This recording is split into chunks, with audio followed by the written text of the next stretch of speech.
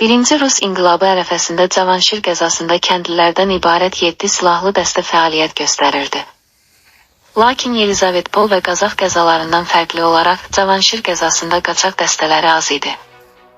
7 dəstədən 5-inin sıralarında cəmi 5-6 nəfər var idi. Onlardan yalnız ikisi nisbətən çox idi. Məsələn, Sarı Məhərrəmin dəstəsində 10-12 kəndli, Balakişinin dəstəsində isə 12-14 nəfər var idi. 3 il ərzində Sarı Məhərrəmin dəstəsi torpaq sahibləri və polis məmurları ilə dəfələrlə döyüşmüşdür. Bütün tədbirlərə baxmayaraq Sarı Məhərrəmin dəstəsi fəaliyyətini fəal şəkildə davam etdirirdi. 1900-cü il mayın 28-də onun dəstəsi iri mülkədar Balabəy Tağıbəyin mülkünə hücum etdi. 11 torpaq mülkiyyətçi qrupu ilə şiddətli atışmada onlardan ikisini öldürdülər, mülkləri dağıtdılar və çoxlu taxıl, un və mal-qara ələ keçirdilər. Tağıbəyin mülkünün dağıdılması tək-tək bir hadisə deyildi. Həmin illərin mətbuatında Sarı Məhərrəmin qaçaq dəstələrinin torpaq mülkiyyətçiləri Rüstəmbəyovların, Balabəykovların, Vəzirovların, Cavanşirbəylərin, Mikrosbəylərin, Sarmasbekovların və başqalarının mülklərinə hücumu qeyd olunurdu. 1901-ci il yanvarın 26-sında Gülüstan ərazisi yaxınlığında Cavanşir qəzasının qubernatoru Reyutanın polis dəstəsi ilə Sarı Məhərrəmin dəstəsi arasında növbəti toqquşma baş verdi. Bu döyüş Sarı Məhərrəm üçün sonuncu olub.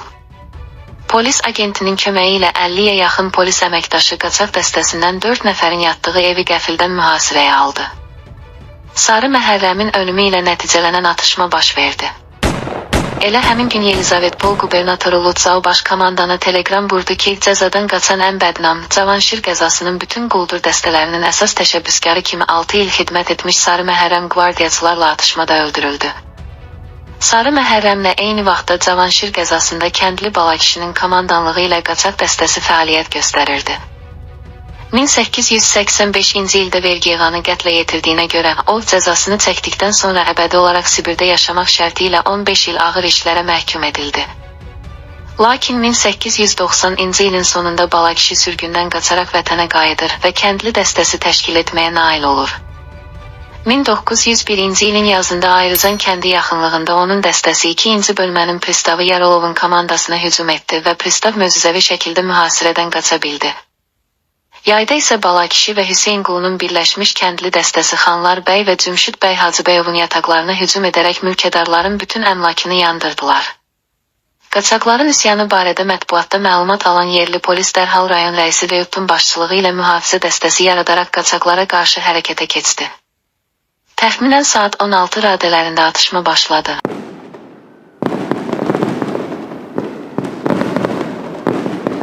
Atışma zamanı mühafizəçi Teodosvili öldürüldü, Novikov isə yaralandı. Qaçaqlar isə geri çəkilə bildilər. Və 3 aydan sonra Sarıdamlı kəndi, Editəpə yaxınlığındakı Balakişi dəstəsi Reyutun başçılıq etdiyi polis dəstəsi ilə atışmaya başladı və bu döyüşdən sağ-salamat çıxdı. Lakin 1901-ci ilin sonunda polis və mülkədarların birləşmiş qüvvələri qəfildən Balakişinin yerləşdiyi Əlyanlı kəndini mühasirəyə aldı. Sonraki atışmada Balakişi də daxil olmaqla 2 qaçaq öldürüldü, daha ikisi isə saxlanıldı. Cavanşir qəzasında fəaliyyət göstərən 8 qaçaq dəstəsindən 1901-1902-ci illərdə polis və mülkədarların fəal köməyi ilə ov dəstələrinin təqibi nəticəsində 7 nəfər öldürüldü. Parçalanmış 6 kəndli dəstəsinin başçısı öldürülmüş, biri tutulmuş və onlardan yalnız biri 1902-1904-cü illərdə fəaliyyətini davam etdirmişdir. Qaçaq üsyanları nisbətən zəif olsa da Nuxinski Şəki rayonunda da baş verdi. 1900-1904-cü illərdə bu nahiyədə Sadıq Dadaşoğlu, Məmməd Ağamoğlanoğlu, Muxtar Əkbəroğlu, Əbdülrəhim Fətəlioğlu başda olmaqla 4 qaçaq dəstəsi fəaliyyət göstərmişdir. Bu dəstələrin içərisində ən böyüyü Sadıq Dadaşoğlunun dəstəsi idi. Sadıq özü Başkeyib kəndinin sakini olub, pis davranışına görə 1897-ci ildə 5 il müddətinə Rusiyanın daxili quberniyalarından birinə sürgün edilib. Lakin 1901-ci ilin aprelində o, oradan evə qaçdı və tezliklə kəndlilərdən öz silahlı dəstəsini təşkil etdi.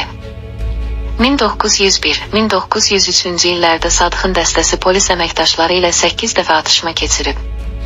Bu toqquşmalarda kəndlilər 6 nəfəri öldürmüş, 8 nəfəri yaralamışlar. Çox çətinliklə yerli hakimiyyət Sadıqın dəstəsini məhv edə bildi.